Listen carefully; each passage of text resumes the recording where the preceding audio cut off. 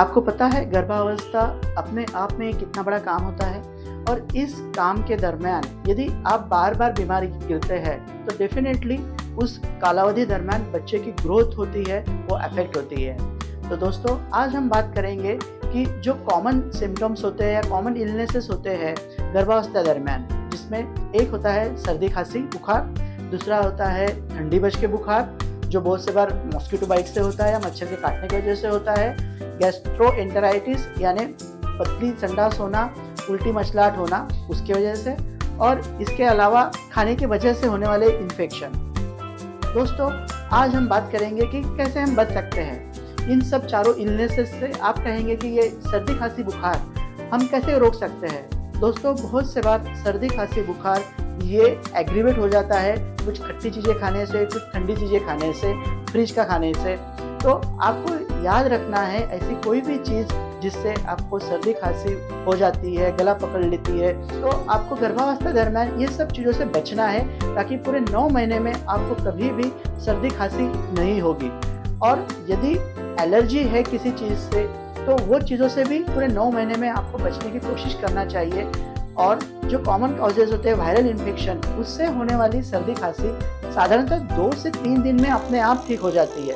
लेकिन किसी खाने की वजह से, कोई खाने की चीज़ों की वजह से हो रहा है तो जब तक आप खाना का सेवन चालू रखेंगे तब तक वो होते रहेगा। आप अपने खाने के तरीके को कंट्रोल करके सर्दी खांसी बुखार से बच सकते हैं।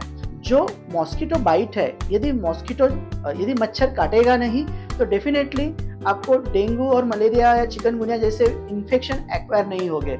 हम इसके लिए क्या कर सकते हैं? इसके लिए बहुत ही साधारण सी तकनीकें हैं। शाम को 6 बजने के बाद सभी दरवाजे खिड़कियां बंद रखना है। शाम को या आप दिन भर भी फुल स्लीव के कपड़े पहन सकते हैं, और जितना एक्सपोज एरिया है जैसे कि पाम हो गया, चेहरा हो गया, वहाँ पे ओडोमॉस जैसे मॉस्किटो रिपेलेंट आप लगा सकते हो। दोस्तों, इससे भी एक और आसान तरीका होता है, यदि आपके लिए प्रैक्टिकेबल है तो आप जरूर कर सकते हैं कि एक 350-400 रुपए की मच्छरदानी आती है, वो आप इस्तेमाल करके हमेशा उसमें खुद को प्रोटेक्ट कर सकते हैं। दोस्तों, ये हमेशा नहीं करना है। यदि हमेशा करते हैं तो आपको हमेशा मॉस्किटो से प्रोटेक्शन मिलेगा, लेकिन हम चाहते हैं कि आप जब गर्भावस्था में हो तो मलेरिया, चिकनगुनिया या डेंगू जैसे बीमारियां ना हो, आप उससे बच सकते हो। बार बार होने वाली कुछ इन्फेक्शंस है जो जनरली फीको ओरल रूट से होते हैं, यानी जो खाने के दरमियान खाने की वजह से होते हैं। तो डेफिनेटली आपको गर्भावस्था में इस बात पर ध्यान देना है कि आप कुछ भी बाहर का नहीं खा रहे हैं, या बाहर का खा रहे हैं तो ऐसी जगह खा रहे हैं जहाँ पे हाइजीन मेंटेन्ड है।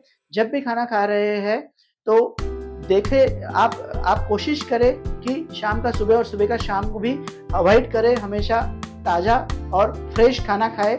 इससे चांसेस है कि आपको गैस्ट्रोएंटेराइटिस या पतली संडास या जुलाब नहीं लगेगा, और आप इस इन्फेक्शन से भी गर्भावस्था में 9 महीने बचे रहेंगे।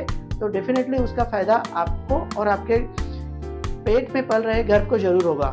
दोस्तों, फूड पॉइजनिंग जनरली अपन रोड साइड से खा लेते हैं। हम बोलते हैं कि बहुत मन हो रहा है चटपटा खाने का, तो आप ऐसी चटपटी चीज़ें यदि आपको तकलीफ नहीं है तो आप घर पे बना सकते हैं और वो इस्तेमाल कर सकते हैं, रादर देन फूड साइड या ऐसे जगह पे खा रहे हैं जाकर जहाँ पर आपकी तबीयत खराब हो सकती है। ये जो 4 चीज़ें मैंने बताई है, ये आप यदि इसका पालन करते हैं तो डेफिनेटली 9 महीने में आपको होने वाले ये चारों सिस्टम के इन्फेक्शन आप कम कर सकते हैं। यदि ये जानकारी आपको महत्वपूर्ण लगती है तो आपके जान पहचान में यदि कोई गर्भवती महिला है तो उनके साथ जरूर शेयर कीजिए। Thank you very much.